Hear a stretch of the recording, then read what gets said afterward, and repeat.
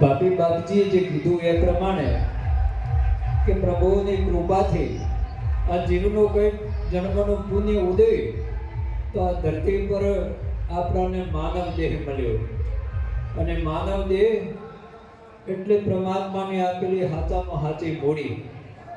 આ મૂડીની આપણને કદર થોડી ઓછી હોય.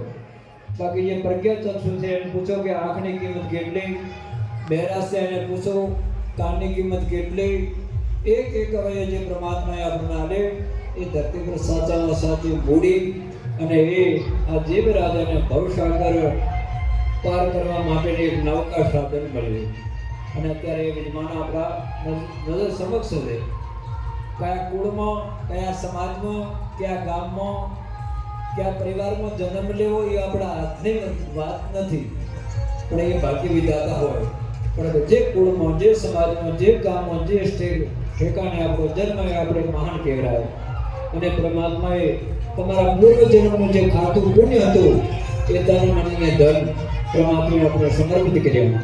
કોઈને મનમાં એવું બુદ્ધિજીવી માણસોના મનમાં એવું કે ભાઈ આપણે હોશિયારીથી કમાઈએ, બુદ્ધિથી કમાઈએ, સજનો એ હોતું નથી. અત્યારે તમે સુખી સંપન્ન